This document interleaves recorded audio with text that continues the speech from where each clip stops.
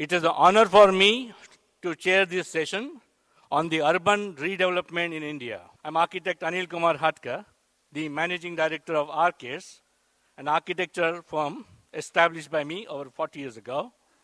I'm currently conferred with the post of Assistant Vice President Pacific Rim from Lambda Alpha International, an honorary society for the advancement of land economics. Today, we have Mr. Sen Kapadia of Sen Kapadia Architects, a very prominent architect who will share his thoughts on sustainable, clear, vertical neighborhood connectivity development.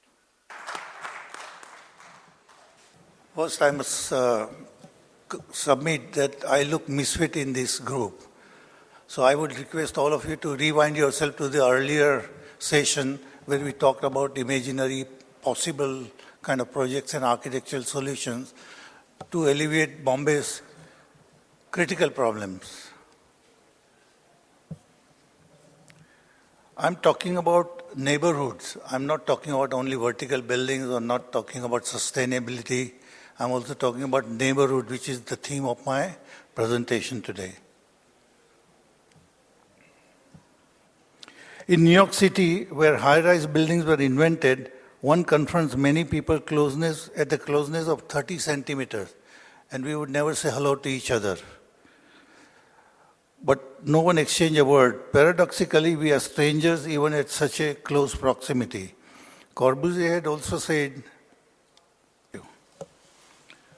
this is a view of New York. Corbusier had also said about New York City, skyscrapers being too small. It seems they are big enough but not well connected. They are stand-alone monoliths that do not encourage social communication, which in the slums is very natural. But in the tall buildings all around the world, this is not possible. Within these vertical age marvels, there were hardly any neighbors, as there is no common ground for meeting. Instead, you can visualize Manhattan's midtown towers connected at sky level, the earlier project that you saw by Woods. Is Mr. Woods here by any chance? Actually, he's Wood. If I call him Woods, then he'll become a tiger, but I wanted him to be here. He's not here. Yes. To be tiger. Okay. So you can visualize Manhattan's midtown towers where I lived for 10 years and trying to escape this vehicular traffic rather than to go from one place to another place in comfort of a city. Now there are problems of city planning. That's what we'll come to later on. Tiffany and other stores could be moved up and level along with the mini parks. That is utopian dream. That was an utopian dream. I'm going to present utopian dream, another one later on. But unless we dream, we will never have new ideas. Vehicles were easily accommodated in the streets which were planned as townhouses. Most of the cities are actually planned as townhouses and grown to city, where cars which were invented only 80 years ago have now taken over all these cities and pedestrians are thrown off the street. So here is the main issue. Our architectural planning itself is faulty right from the beginning. And most of the planners would plan speedy highways now or skywalks and variety of other things, thinking that they would solve the problem of congestion. They will not solve problem of healthy living. Suburbs in Mumbai, for example, I live in one of the suburbs. They are actually negative inputs because they are not no suburbs. Suburbs should have townhouses and country houses and should be watching the sunset and at the sea. But what we do is take 2-3 hours to go anywhere from anywhere because the suburbs have become satellite towns of Bombay. So they are not suburbs. So architectural planning of this city is completely wrong in many, many ways. These are two of the things that I'm seeing is confronting me particularly, and I'm sure most of you also. However, we now have different opportunity to rethink urban pattern. For example, if you think of, I know some people who live in Mira Road, and I say, where do you live? They say, we live in Bombay at Mira Road, which is, I think, 40 kilometers away. Bombay, my foot, because they never have any connection with Bombay city because it's too far out. So the question is, what is urban planning? Urban planning is not a sprawl going on and then managed with high-speed highways and crosslinks and monorails and variety of other things. This is also a vain fantasy. And talking early in the morning, we heard thousands of millions of dollars being spent on all these ideas. That will only solve partly a problem of going from place 1 to place B in 20 minutes instead of 2 hours. Fine, that is very good, but that's not going to change lifestyle. Now, zonal planning apparatus had spread cities into megalopolis scale, requiring vast network of vehicular arteries and subjecting people to hazardous long journeys every day. In a hurried, modified, conventional planning method towns, when fuel was very cheap, this was still possible. In New York, for example, LaGuardia, who was in power at some 50 years ago, planned big highways, so everybody moved to suburbs because the petrol was very cheap. They call it gas, of course. This we can't live with. We can't have suburbs at 40 kilometers away from the center of the city. In Mumbai, where large-scale developments are reciprocating population and economic growth, the accent is still on isolated towers due to relaxed FSI and their companion network of streets and flyovers. In this chaotic scenario, a scaled-down version of a new clustered. This was about 15 years ago. I was part of the high-power committee to study Midland area, and I thought that that is a vast opportunity to have some kind of clusters connected with each other. Clusters not only connected with each other, but also having a variety of facilities that you can don't have to go out of this cluster for a long time, and we'll come to that also. Shared places, for example, shared places. Oh, sorry, I'm going too fast. Yeah, the yellow shows the area where there will be shared spaces. There could be a small restaurant, there could be a business center, there could be meeting place or a crash or variety of other things. So from tower to tower, there is a connection and there people meet each other. And when you meet each other and when you share some facility, then only there is a possibility of a neighborhood. None of the vertical buildings around the world are considering that aspect at all. So in this scenario, where now we have another possibility, for example, miraculous coincidence that the recent technological developments of cell phone, can you hear me? Cell phone, email, net, and video conferencing is suddenly beginning to reduce business commuting. You still want to go and see movies somewhere, but for your business, you could be working from home, as far as I know. In fact, this can allow many smaller enterprises to operate from the residence, presenting a new work-from-home ethics. And many of the, for example, in our office, 1 out of only 5 meetings that we do on all these media, we have to go and actually meet the client. Earlier, there would have been 5 meetings. So this business commuting is also reducing. It is thus pertinent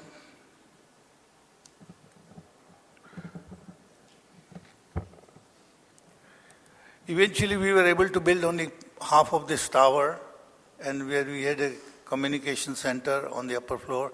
We had an 8th floor, which is supposed to be skip floor, refuge floor. Many of my clients call it refuse floor. So this refuse floor was enlarged to about 6 times, and where we had the public amenities, where there were built-in benches, the children and elderly people could sit and play here. And this was a very popular shared space on 8th floor. We have similar shared space on 12th floor. And some of the youngsters one day came and told me that we had performed a theater here. And I thought that was a great certificate for an architect, that your building is working in many other ways than just providing bedrooms and kitchen and hallways. It is thus pertinent to rethink here the urban pattern of multifunctional location of urban growth in 21st century. Same location accommodating residential,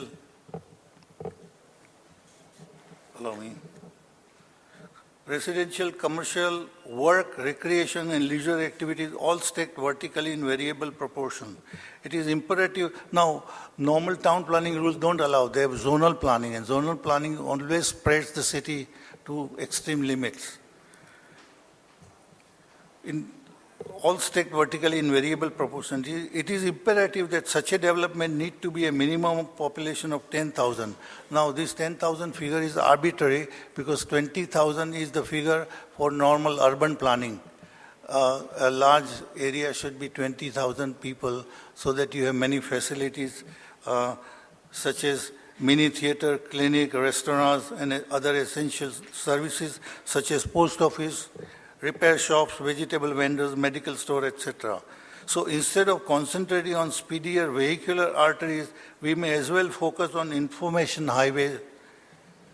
As Arthur Clarke had predicted 35 years ago in Ahmedabad, where I was attending his lecture, that it is easily possible to communicate efficiently to avoid frequent commuting in future. Now that future is already here, but we are still not taking heed of it, and our town planning rules are misguiding all our future developments. Megapolis can easily and really shrink and become conglomerate of vertical neighborhoods with vast green spaces. Fortunately, for Bombay, there are large chunks of land required for such clustered development. They are in defunct Millland, Dockland, Dharavi, Navi Mumbai, as starting points, and innumerable inner city redevelopment sites being reviewed by remaking of Mumbai Federation under Lalit Gandhi into 100 zones of clusters like that. So I had no coincidence, this is a coincidence that they are also thinking like that. This proposal was developed much earlier, and I'm happy to see this morning that such thing is easily possible if we apply our mind to it. Perhaps the problem is still have to solve the problem of rights of ownership and also perhaps multifaceted development organization, which is not only building construction, also doing landscaping, also providing other sustainable services, and tying up the economy of the whole land. And above all, of course, we'll have to change municipal bylaws. Now, municipal bylaws are not laws, they are bylaws. I don't know what that means. That means the laws are derived out of previous laws, which were set up 100 years ago, probably. Of course, such cluster development will have to respond primarily to ecology of mind as much as sustainability of natural resources. I reassert that all these efforts at once will have to rise up to the tenets of healthy neighborhood, which is segregated gardens and pathways and shared communal spaces and all essential facilities to become a new paradigm of communal living in cities. These are concerns for sustainability of a society of people, not just a development idea. Still prefer to of course, the upper crust of the society would still prefer isolated location with a view to the sea for privacy and pleasure, but that's a minority. It's not come under our preview of city planning.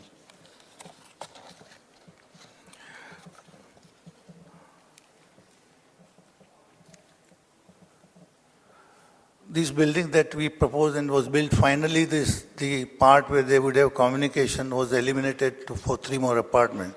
But that was 15 years ago, and I hope today something else will happen. Now we are talking about a parcel of a large land in mill area at Parel. Large chunks of land required are available in this mill area. So 85-acre land is proposed here, sorry.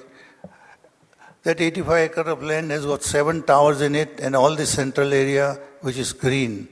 Now I want to compare this, this plan shows a comparison between various cities. There is Paris, there is New York in the middle and some other European cities. And on the left top side is Corbusier's idea, sorry, I'm so sorry. Corbusier's idea of how to plan the cities with large green areas and large tall buildings. Our proposal is in same scale and shows that not only in the same density of 25,000 roughly, like New York or Bombay, we can still plan with that density about 44 floors or 40 floors, a kind of a site of 84 acres to create this new kind of neighborhood that we are talking about, interlinked at various points and all the facilities and completely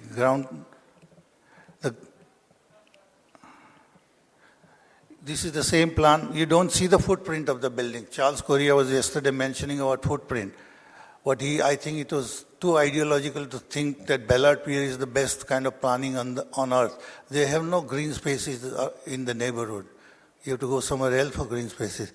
This has no footprint because the buildings are very small anyway, plus they are taken 2 stories above the ground level. So ground is completely free for people to have many activities for different ages. There's Nana Nani Park and whatever you. There's also a different kind of housing for which these special facilities would be provided here. So this is the plan here where we can see the tall buildings and a lot of empty space in the middle. What on the right side we see is a slightly commercial area where we will allow them to come and retain the existing commercial shops and variety of other functions. But all the rest is replanned. Cars are taken in the basement and all the ground is available to you for healthy living. Now, I don't know whether you can read some of the things that are mentioned there. We are taking care of a variety of things here, which is not only physical planning, but also this notion of preparing for sustainability. But to my mind, sustainability of a human mind, ecology of human being is first important thing. So if you are here on this site with a population density of 27,500 persons per kilometer square, it, I think, outbids Ballard Pier by 40 times or something like that. At the footstep of this clustered vertical neighborhood, many of these residents will not have to step out of their enclave for long periods of time, crisscrossing various facilities on the campus through vehicle-free skylinks at various levels and large pedestrian plaza at ground level. Here, a helicopter would take you to airport or hospital in emergency, and the personal vehicle will take you, which should be, I think, electrical vehicle, will take you to enjoy seafront and leisure activities once in a month or whenever you desire. Let us see more conceptual.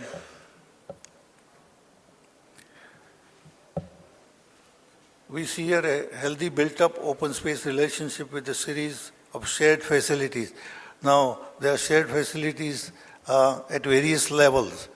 There could be restaurant, there could be many other schools and variety of things that you need for a population of 10,000 could be all organized at various levels. This also allows from tower to tower connectivity, not just physically but mentally. You are now neighbors of the next tower also because they have certain facilities that you don't have, and so on and so forth.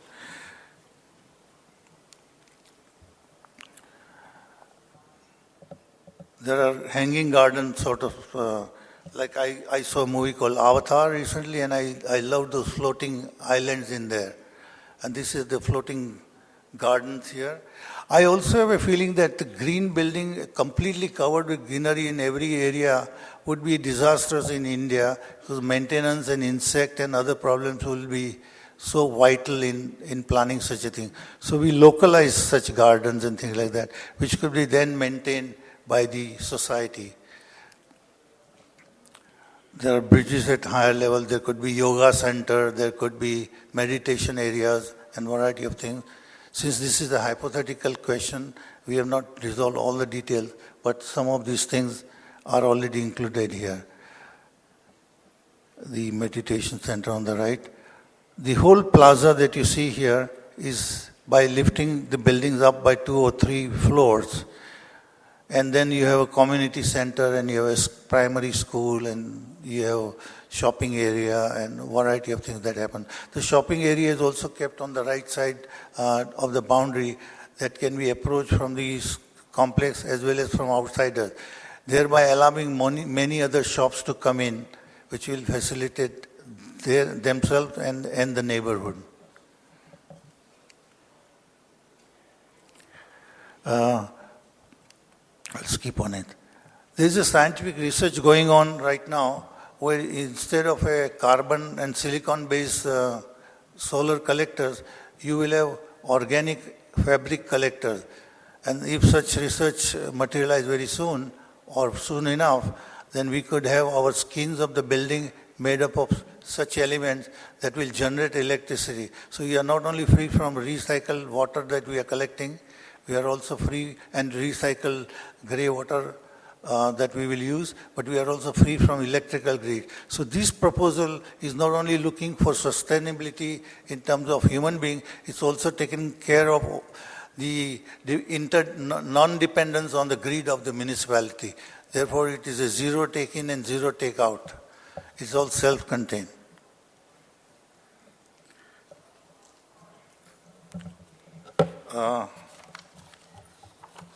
So most of these ideas of technology that exist right now, what we are proposing here is to harvest also rainwater here, and rainwater harvesting can give us 83% of domestic water requirement.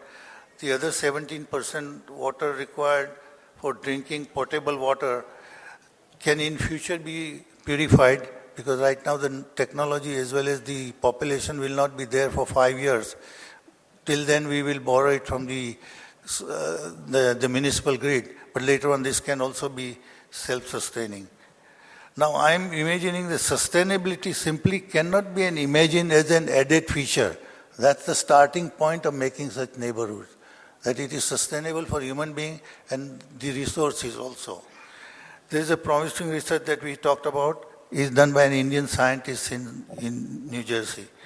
In summary, this conference is at an opportune hour as we seriously and urgently need to rethink the way our cities grow and old towns become new cities. For example, Bangalore and Pune were livable 20 years ago. Now they have become also mega cities and they are not livable because we are following the same rule that spread in suburbs and we will get there somehow. Nano will take you there, but Nano will give you a lot of headaches also. There is promising research about all these things going on, but there is no promising research about town planning and city planning and urban design and architecture that answers all this. So I'm closing here with some more clip of this thing. These cluster skyscrapers in the sky connected with the skylinks are also relevant to my mind because they bring you closer to each other, and above all, they allow you to see the sky. Sorry, I must talk about this, which I want to say. Now, if we don't do this cluster planning as we have been doing and we were talking about, we'll end up with this dancing mongoose from South Africa all around the world, and we'll have to bear these things for the rest of our lives and our children's lives also. So it is very imperative right now to rethink about these dancing towers. And in Dubai and other places, they are swirling in any which way. I'll show you a swirl of this project to end my discussion. Please.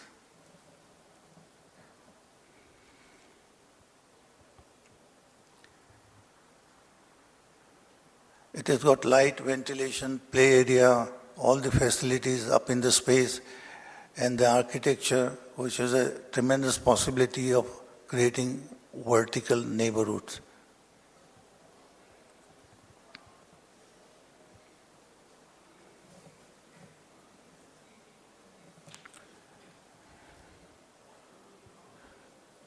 If I talk for less than 25 minutes, somebody can ask me questions. I'll do that later. That will be later.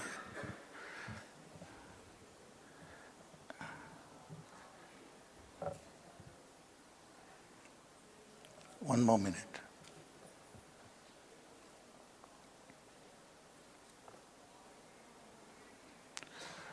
"50 years ago, this would have been H.G. Wells' novel, a fantasy in architecture, but today all that is possible. And you can have those floating mountains there up on the 12th floor or 15th floor or 40th floor. With the bridges which are not just connector, walkway bridges, there are schools, there are libraries, there are restaurants. Thank you.